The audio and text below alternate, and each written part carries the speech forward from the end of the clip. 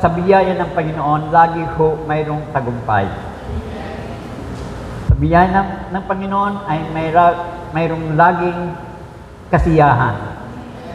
Sa biyaya ng Panginoon ay mayroong katuwaan. Sa biyaya ng Panginoon, mayroong kasaganaan. Sa biyaya ng Panginoon, mayroong kasapatan. Sa biyaya ng Panginoon, walang katapusan. Hallelujah! Nakasiyahan, kagalakan, hindi po mabayaran ng pera po yan, kapatid. Sapagkat tayo po ay nangaligtas sa pamagitan din ng biyaya ng Panginoon. So, sa gabing ito po, nais ko na i-share sa inyo yung kautusan o inutos ng Panginoon. Ayon sa kanyang biyaya po ay masunod natin, hindi po sa ating kalakasan, sa ating karunungan, sa ating abilidad, kundi sa biyaya ng Panginoon, matupad po natin ito. Alam po natin, ang Diyos po sa lumang tipan ay mayroong laging utos. Sino po ang aware sa inyo? Sa lumang tipan, pag may utos ang Diyos at sinunod mo, ay may blessing. Pag may utos ang Lord sa lumang tipan at hindi mo sinunod, ito po ay sumpa. Ngunit sa bagong tipan po, dahil sa biyaya, sundin mo, ay mayroong katapat na pagpapala. Kung hindi mo sundin, hindi ka siguro masumpa dahil ikaw ay anak ng Diyos. Tingnan po nyo, mga anak tayo ng Diyos. Mga anak mo, kahit na suwail minsan, hindi sumusunod sa iyo, mahal mo pa rin, di ba? Yung mga anak mo eh. Tayo po ngayon sa bagong tipan, ganun po ang kalagayan. Ngunit bilang mga anak din ng Diyos, dapat po natin at nais po natin sundin ang inuutos ng Panginoon. Kung sa lumang tipan ay mayroong 10 utos na dakila at i-review po natin 10. Ngunit sa bagong tipan po ay nakita ko po mayroong 3 na inuutos ang Panginoon na dapat po natin sundin. So, sa Exodus 20 po, tingnan po nyo, 20 verses 3 to 13, ay mayroon pong inutos ang Panginoon. Ito po ay considered 10 great commandments in the Old Testament that everyone should follow, na dapat po sundin. Right? Sa Exodus, sige. Exodus 20. Sabi po dito, you shall have no other gods before me. Unang-unang utos po, walang Diyos liban sa Kanya. Marami ngayon, marami nang Diyos-Diyosan eh. Iyo ba? Doon pa lang po ay hindi na po sumusunod sa utos ng Diyos. Kabaliktaran. Kasi maraming mga tao ngayon sumasamba sa Diyos-Diyosan. Ay sabi ni Lord, siya lang ang Diyos at walang iba. Pangalawa, you shall have no other gods.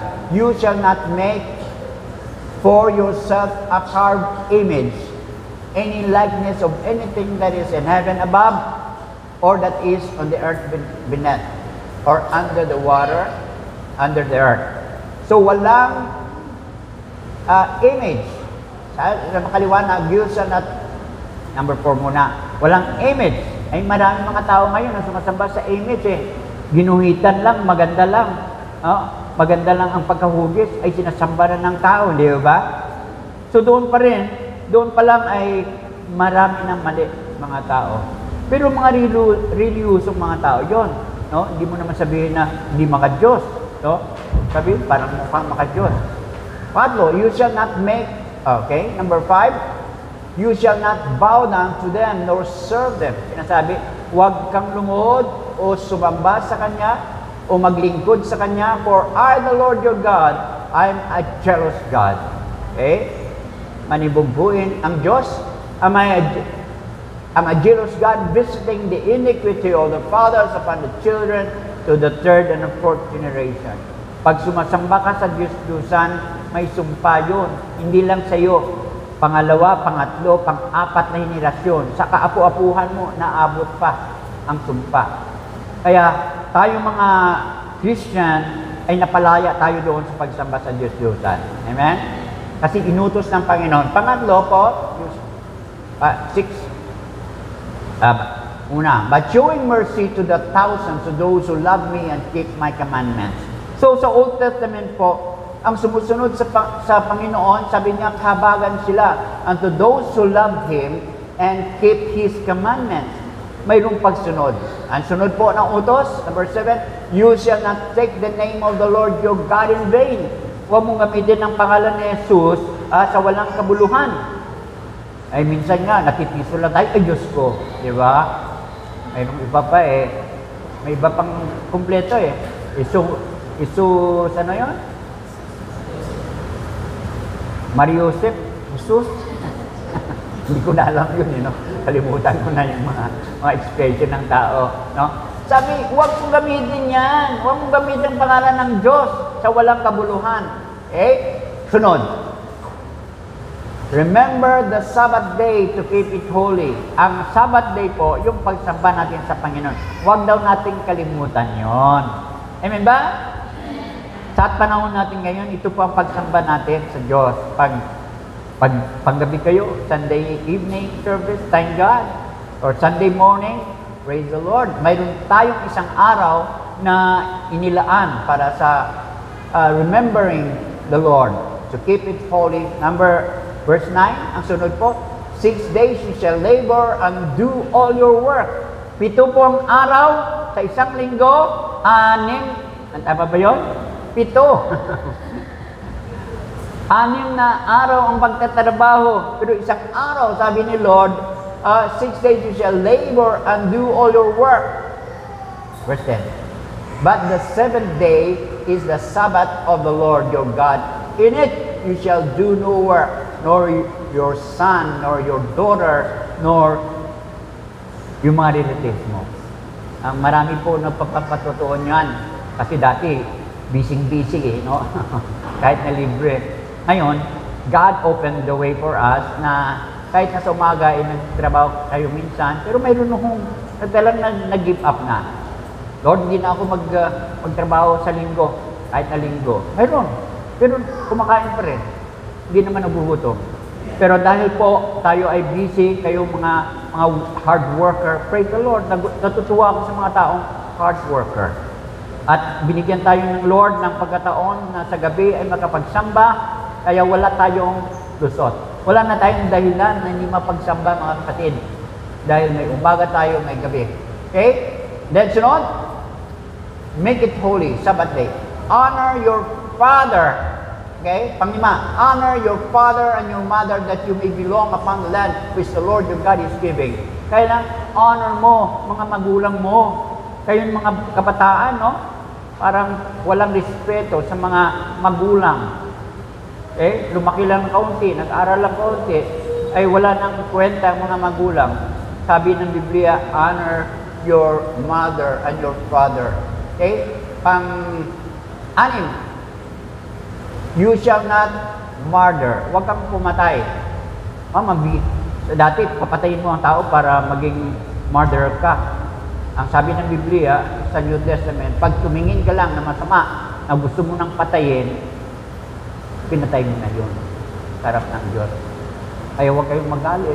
Huwag kayong masyadong bitter. Huwag kayong magsabi, papatayin ko yan. Iniisip mo pa lang, inaalaala mo pa lang, iniisip mo pa lang, ay sa tingin ng Diyos, pinapatay mo na siya. At hindi ngayon, di ba? Ano pa? Pang-8, I think. Yeah? Sige pa. You shall not commit adultery. Okay? Pangangalunya. Wow! Pag maraming babae, sikat daw, macho daw. Ang tunay na macho ay isa lang asawa. Amen ba? Mga babae, amen ba? Ay, iba, gusto marami. Pang-siyam, you shall not steal. Huwag kayong magnakaw. Kahit na nandyan nakatambak na pera, huwag mong kunin. Bakit? Hindi iyo yun. Pinaghirapan ng iba yun. Nakalimutan lang ilagay. Kayo naman may pera, huwag nyo ilagay-lagay kung saan-saan lang. Kasi mayroong mabilis di ba? Pero as Christians, huwag tayong magnakaw. Amen? Kasi mayroon nilaan si Lord para sa atin. Pang-siyam, okay? You shall not bear false witness against your neighbor. Huwag kang magsinungaling, huwag mag-witness against your neighbor. O kahit na hindi tama, kahit na kasinungalingan, para tulungan mo lang yung kaibigan mo, huwag mo gawin yun. Number 10, I think, you shall not covet your neighbor's house. Huwag kang mainggit. You shall not covet your neighbor's wife, nor his male servant, or female servant, or his ox, mga baka niya, mga donkey niya, lahat ng ari-arian niya.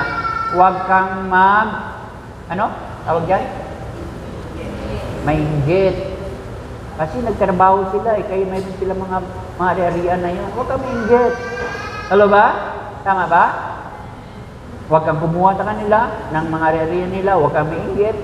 Magtrabaho ka ng iyong sarili para kumita ka. Mapantayan mo siya. Minsan pa, masubrahan mo pa siya. So these are 10 commandments in the Old Testament. Very easy po yan sa mga Hudyo. Ginagawa po nila yon. And because of that, the Lord had blessed them. Tingnan po mga Hudyo ngayon sa Israel po. I've been in Israel last year po. Nakita namin yung blessing ni Lord, pagpapala ni Lord sa bansang Israel. Kahit na maraming kalaban, mga missile, lumilipad, hindi sila maano dahil iniingatan sila ng Panginoon. Pag ikaw ay naglingkod sa Panginoon, ingatan kayo ng Panginoon. Hallelujah! Walang masama na mangyari sa inyo. Kahit hindi nyo alam sapagkat tayo ay mayroong Panginoon. So that's the 10 commandments in the Old Testament. Of course, marami pang mga commandments sa Old Testament. Hindi lang po 10. Ito lang major commandments. But in the New Testament, mga kapatid, ay hindi na tayo under the law, but under grace. Sa biyaya na po tayo. Minsan naman, inaabuso ng mga tao ang biyaya ng Diyos. Biyaya ng Diyos mahal ako ng Diyos. Kahit anong gawin ko, mahal pa rin ako ng Diyos. Huwag naman ganoon. Don't abuse the grace of God. So, here, the 3 great commandments, great things commanded by the Lord Jesus that we must do in the New Testament po ito. Kaya, pinupropose sa inyo sa gabing ito na pag-aralan natin ang 3 commandments ng Panginoon in the New Testament. And also, ito po ay pinatutuhanan ng maraming salita ng Diyos na napasakop po doon sa Biblia. Alright? Una-una po, gawin natin ay mahalin po natin ang Diyos. Sapagkat, ang sabi mga kapatid,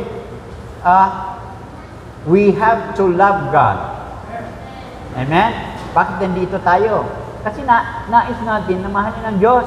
Gusto natin makita ni Lord na talagang mahal natin siya. No? Mayroon kang ginagawa. Mahal ba natin ang Panginoon? Yes. Kaya nga we come to church to listen to the Word of God. The Bible says that faith comes by hearing, and hearing the Word of truth. Kaya malakas ang panampalataya ng marami, ng ibang mga Kristiyano. Bakit? Lagi sila nakikinig ng salita ng Diyos. At kung nakikinig ka at pinamuhay mo, nilagay mo sa iyong puso, mga kapatid, ang salita ng Panginoon na napakinggan mo, lalago ka. We thank God na ating kapatid, ang nais niya kanina, Pastor, gusto ko lumago sa aking panampalataya. Lalago ka pag nakikinig ka lagi sa salita ng Panginoon at ipamuhay ito. Amen? The true experience, mga kapatid, ay yung gagawin mo ang mga salita ng Panginoon. Hindi lang yung pakinig sa tainga, labas, wala na. Kailangan pumasok ito sa ating tainga at papapuntas po sa ating mga puso. Okay, sabi po ng Panginoon mismo, sa Matthew 22:37 to 38, it says, Jesus said, "You shall love the Lord your God." Mahalin mo ang iyong Diyos ng buong puso mo, ng iyong kaluluwa, at ng iyong kaisipan. This is the first and great commandment. Ito pang pinakauna at dakilang utos ng Diyos. mahalin mo ang Diyos. Amen. Paano ko, Pastor, mahalin ang Diyos? Pakita mo na mahal mo ang Diyos sa paglilingkod mo, sa buhay mo, sa pagkakaloob mo. Lahat po yan ay manifesto ng pagmamahal mo sa Diyos. At sabi din po sa Mark 12:30, ang sinasabi, ganun din po ang sabi. So, ibig sabihin, Jesus reiterated, inuulit ng Panginoon sa iba't ibang mga talata. Ibig sabihin, this is very important verses. Ang sabi po doon, and you shall love the Lord your God with all your heart, with all your soul, and with all your mind, and with all your strength. This is the first commandment. Inulit po yan. So it was emphasized. Kanino? Sino? Si Lord mismo. Si Lord Jesus. Anong sabi po nito? And of course, sa Old Testament, kaya ginamit ni Lord po ito, ang talatang ito, dahil sa New Testament, at sa Old Testament, sa Deuteronomy chapter 6, verse 5, ganun po din ang utos sa lumang tipan. So, walang pagbabago. Lumang tipan, bagong tipan, ayon sa atin, sabi, you shall love the Lord your God with all your heart, with all your soul, and with all your strength. Parang nawala yung mind, di ba? Ang soul kasi po, soke, ay nintulad din yan sa mind. Okay? Mga psychologists, nag-aaral, ay alam po nila yon. So, pangalawa, abilis lang po tayo. Pangalawa, we have to love one another. Loving one another. Mabilis po tayo, no? We have to love one another. Pag sinabi natin, mahal natin ng Diyos, mayroong effect yan na mahalin din natin ang ating kapwa, ang mga tao na sa paligid natin. Mahal ba natin yung mga pamilya natin? Minsan, no? Sa mga loved ones natin, doon minsan nagkagulo, no? Lalo sa probinsya. Kasi sa probinsya ako nanggaling eh. Dahil sa lupa lang, anong nangyari? Nagpapatayan sila, no? Totoo po yun. Sa kayamanan. Kaya huwag niyong mahalin ang kayamanan, sabi ng Biblia, kundi mahalin mo ang Diyos. Higit sa lahat na ito. Kung may kayamanan ka, mahalin mo pa rin ang Diyos. Amen? Kung mayroon kang mga ari-arian, mahalin mo pa rin ang Diyos. Higit sa lahat. Amen? Huwag mo kalimutan ang Diyos na nagpapala sa inyo. Amen? Praise the Lord. Ang sinasabi po doon sa Deuteronomy, no? Ang Diyos po ang nagbigay sa atin ng kakayahan. So, loving one another. Ang utos ni Lord pa rin, no? Sa John 13, verses 34 to 35. John 13, sabi niya, a new commandment I give unto you. Bagong utos daw. Bagamat ito po ay napakinggan natin mismo kay Lord, and that you love one another. Na magmahalan kayo as I have loved you. Ang base po, basihan ng ating pagmamahal sa kapwa natin, kasi minsan po mahirap mahalin ng tao eh, lalo kung nakagawa sila ng mali sa atin, di ba? O, parang mahirap mahalin ng tao na nagtitismis sa'yo.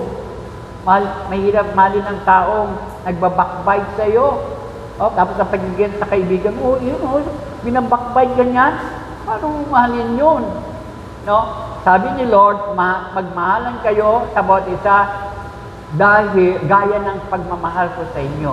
Hindi po nababase doon sa action ng tao. Okay? Kasi bawat action po ay may reaction yon. Wala mong magawa ang nag-act sa inyo. Okay? Ang nag-action sa inyo, ano man yung binato sa iyo, pag ang reaction mo ay controlled. Amen?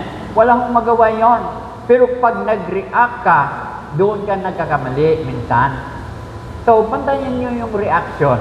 Sapagat ang sabi po dito ng Panginoon, mahalin mo sila as I have loved you. Ay si Lord po ang nagmahal sa atin. Kaya na po siya ay namatay doon sa krus ng Kalbaryo, sa kabila po ng pagsalansang ng mga tao, dahil nais ng Diyos na maligtas ang mga tao, mapawala doon sa kapahamakan. Para sa impyerno ang mga tao dahil walang Savior, walang kaligtasan, dahil nagkasala. Sabi ng Biblia, lahat ay nagkasala. Pag nagkasala ka, may kasalanan ka, ang punta po niyan, impyerno, Hello? Hindi po yan makukuha ang tao doon. Sinasabi, pag sa purgatorio ka, pag namatay ka, ay babayaran ka, magmisa yon. Libo-libo ang bibigay pag mimisa daw, para maligtas, mapunta doon sa langit. Pag ikaw ay namatay na sa lupang ito, wala ka nang magagawa. Kung tinanggap mo si Jesus sa buhay mo, pwede pa na kahit na ang buhay mo ay hindi perfecto, dahil si Lord ang namatay sa iyo, He will make you perfect. Amen? Because we are redeemed by the precious blood of Jesus. Tayo po ay niligtas ng dugo ni Kristo, ng buhay niya mismo. Kaya pag kay Kristo ka, ikaw ay tunay na ligtas. Amen? Ligtas ka. Sabi ng Biblia po yan. Sino paniniwalaan mo? Ang mga sinasabi ng tao o damdamin mo? O ang salita ng Diyos? Maniwala tayo sa salita ng Diyos. Hindi po siya sinungaling gaya ng tao. Pag sinabi niya, tayo may kaligtasan, pag nanampalataya tayo kay Jesucristo, ay ligtas ka nga. Amen? The Bible says, and even Jesus said, I will build my church. And we are the church of Jesus Christ. And even the gates of hell shall not prevail against it. Amen? Hindi manaig po ang impyerno dahil tinakpan na yan, dahil nanampalataya tayo kay Jesus. And also, to you, Peter, and on this rock I will build my church, and the gates of Hades shall not prevail against it. We thank God na tayo pa ay niligtas ng Panginoon. Hindi dahil sa ating gawa, hindi dahil mabait ka, hindi dahil righteous ka, hindi dahil banal ka, hindi dahil talagang mabait ka. Kahit tatampingin mo ang mukha niya, mabait pa rin. Santo no? Mga kapatid, walang ganyan. Kahit na anong kabait ka, ang kaligtasan ay depende kay Jesus. Ang sabi ni Lord, I am the way, the truth, and the life. No man comes to the Father except through me. Kaya sabi ni Lord, magmahalan kayo and the world and men shall know that you are my disciples. Bakit po tayo magmahalan, mga Kristiyano, mga anak ng Diyos? Para ang buong sanlibutan, mga tao na tumitingin po sa inyo kung saan man kayo, nalaman nyo, manampalataya pala yun, kaya yung buhay niya. Sabi yun, by this, 35, verse 35, Tagalog, pwede? Sabi po doon, meron ba tayo? Sa ganitong mga kilala ng lahat ng mga tao na kayo ay aking mga alagad kung kayo'y may pag-ibig sa isa't isa. Yan lang po ang dahilan. Yan lang po ang manifesto ng tayo po ay mga alagad ni Lord, na tayo po ay manampalataya ni Lord kung nagmamahalan ka. Kahit na pagsabihan ka ng masama, mahal mo pa rin siya. Kahit minsan binubuli ka, di ba? Hello? Minsan, maraming tao nagbubuli. Huwag naman ganon. Huwag nabulihin. Kasi mayroong damdamin din yun. Pero sabi ni Lord, extra lang yun. Mga kapatid, mga alagad kayo kung tayo po ay nag-ibigan, sabi ni Lord. So, maliwanag po mga kapatid that we have to love one another. Ang utos ng Panginoon na bang mahalan tayo. Amen ba? Lalo na yung mga relatives natin. Mahalan kayo. Pakita niyo ang pagmamahal niyo sa inyong mga kamag-anak. And John 15 verses 12 to 13, madali lang po tayo John 15 verse 12 13, it says, ito ang aking utos na kayo'y mga ibigan sa isa't isa, na gaya ng pag-ibig ko sa inyo. Ang basihan po na pwede kitang mahalin, kahit na minsan, inaaway mo ako. Yun naman, no? Hindi mo naman ako inaaway. Dahil mahal ako ng Panginoon, mahal ka ng Panginoon. Alam ko, mamahalin pa rin kita kasi mayroon akong pagmamahal ni Lord.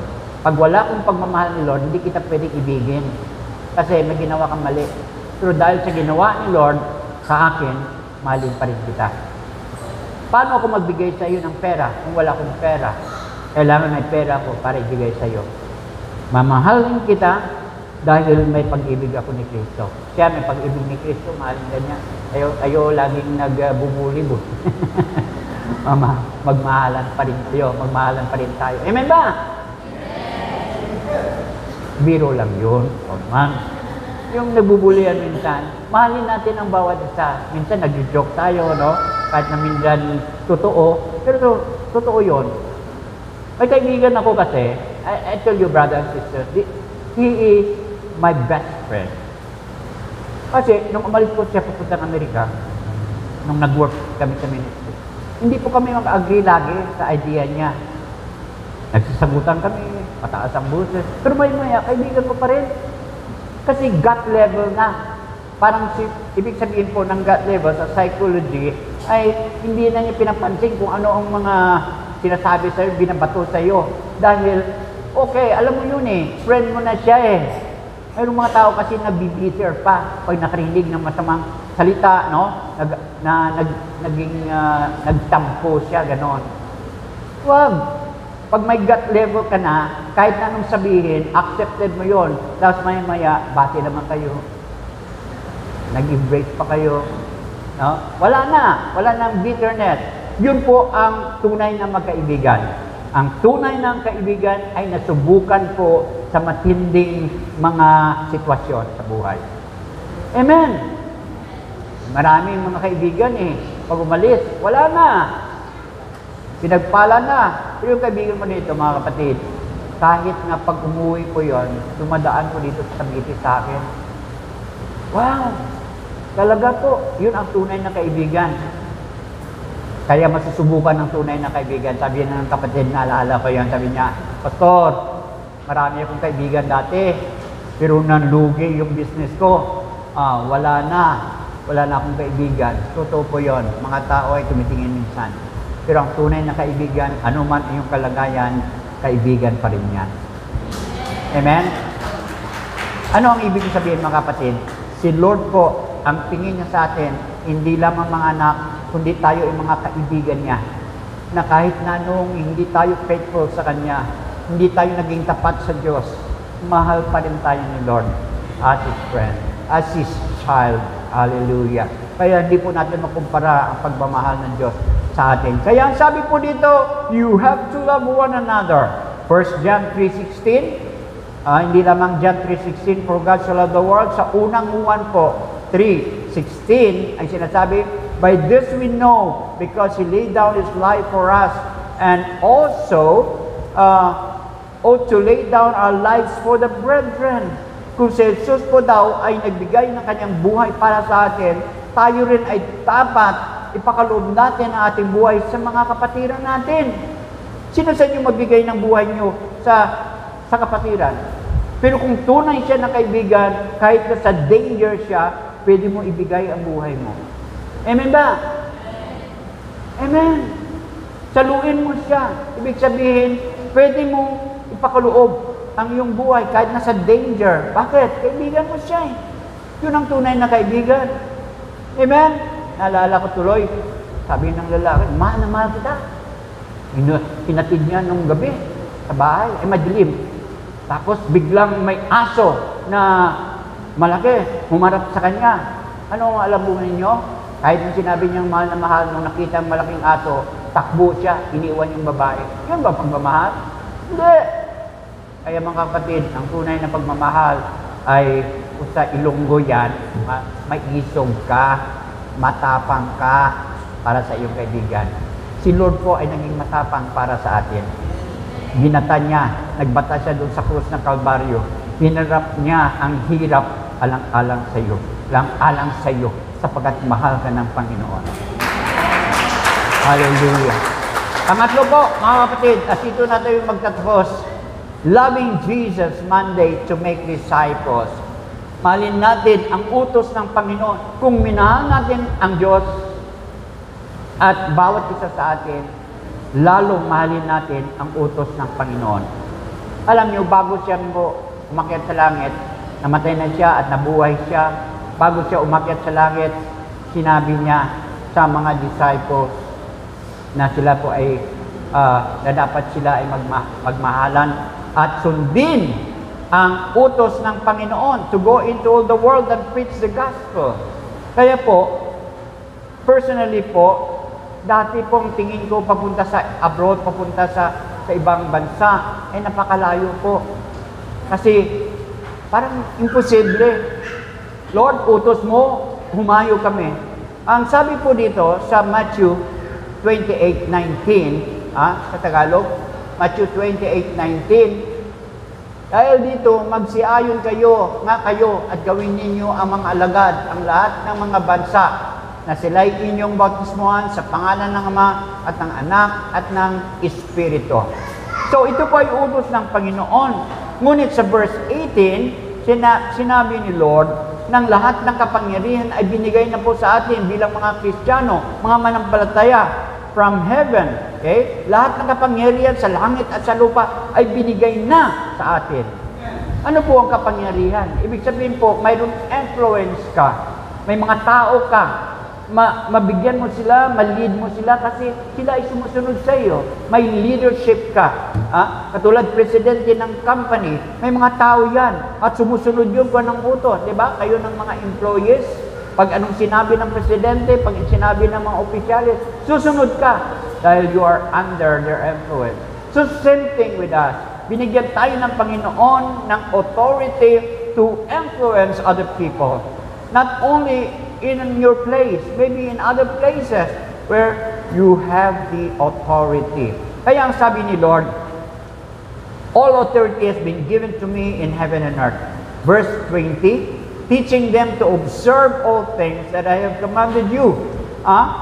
Turuan niyo sila at yung utos niyang Panginoon, sapagkat mayroon tayong assurance. Sabi ni Lord, lo, I am with you always, even to the end of the age. Kasama ko kayo. Kasama niyo ako hanggang sa katapusan ng mundo. Kaya huwag kayong matakot mag-share tungkol kay Lord. Hindi man tayo perfect. Maraming nakikita ng mga tao weakness natin. Hindi naman yun kaligtasan eh. Lahat tayo ay may weakness. Amen ba? Sino perfect dito? Pakitaas ang kamay. Wala naman, di ba? Pero tayo ay tinubos ni Lord. Yun ang namalaga doon. We are not perfect, but we are saved. Okay? So, it's all because of the grace of God. Dahil po sa biyaya ng Panginoon sa atin.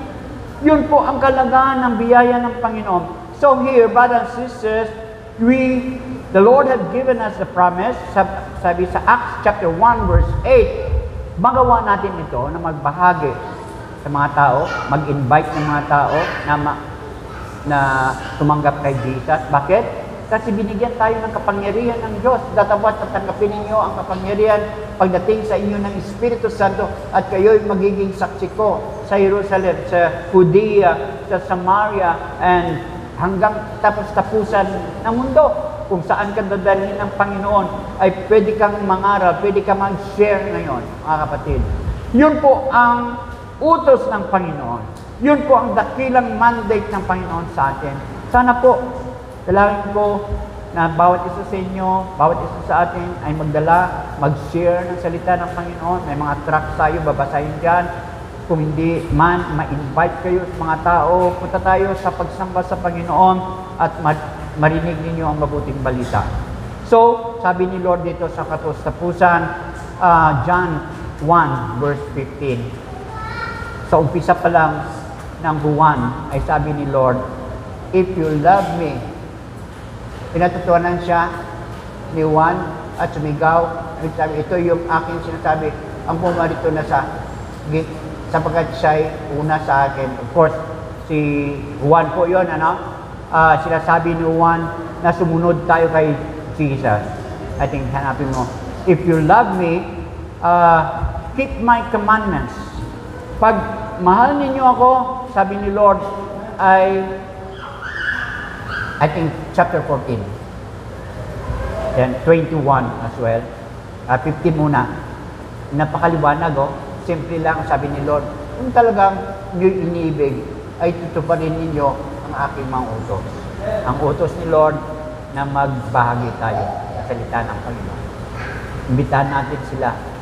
Present natin ang gospel. Ano po ang gospel? Sa 1 Corinthians 15 verses 2 to 3, dito po tayo magtatapos. Okay?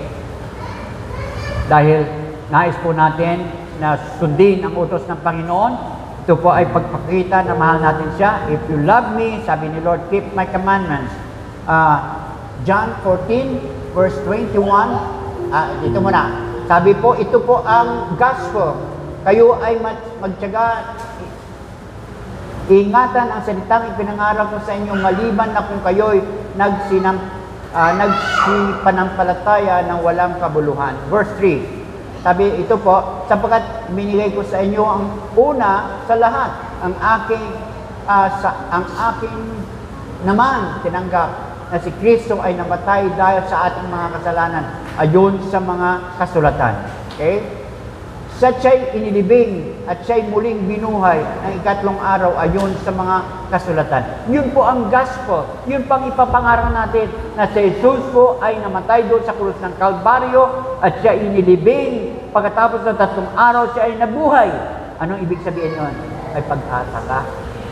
Dahil nanampalataya ka sa Panginoon na siyang nabuhay pagkatapos ng 3 araw. Naniwala ka sa buong puso mo na ikaw minsan ay bubuhayin din ng Panginoon. Kaya yung may pag-asa, yung may Kristo eh. Amen ba? Sa langit po, napakaganda ng langit.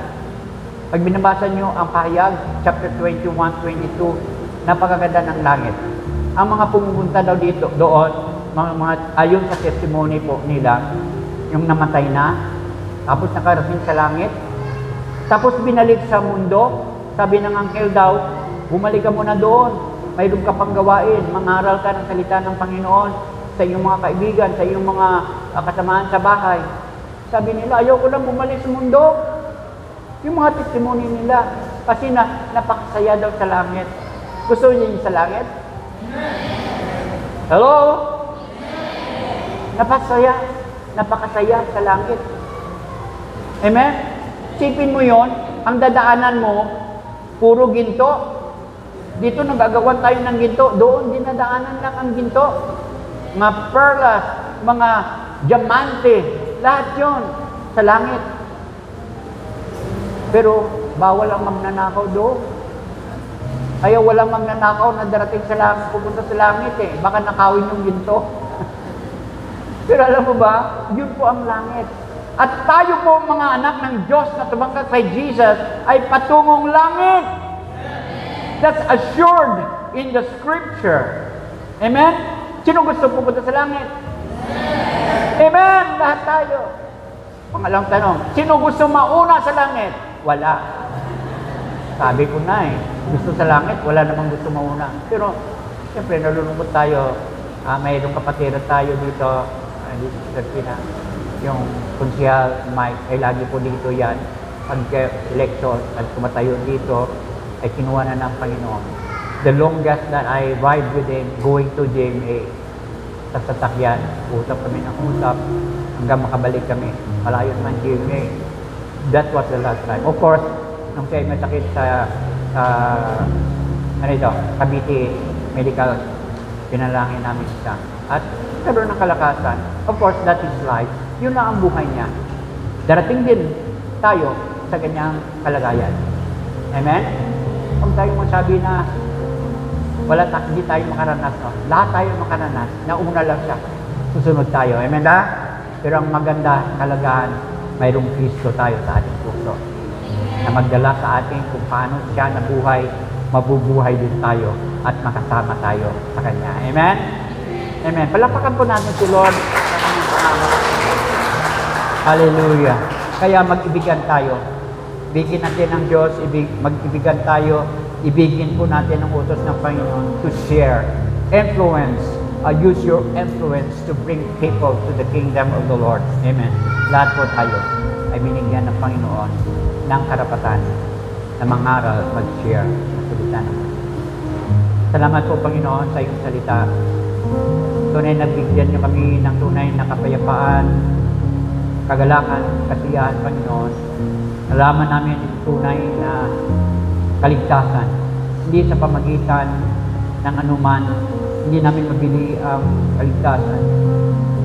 Ito ay kaloob ng Diyos sa pamagitan ng panampalataya. For we are saved by the grace of God through faith. And that not of ourselves, it is the gift of God. Kaloob ito ng Panginoon. Tanggapin mo si Jesus at maranasan mo ang tunay na kapayapaan ng Diyos. Tunay na kasiyahan sa mundong ito.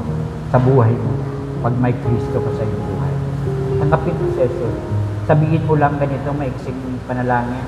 Panginoon, sige, buka nyo yung mga Bible.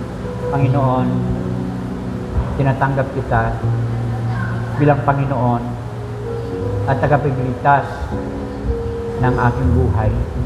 Naniwala ako na namatay ka para tubusin ako sa aking mga kasalanan.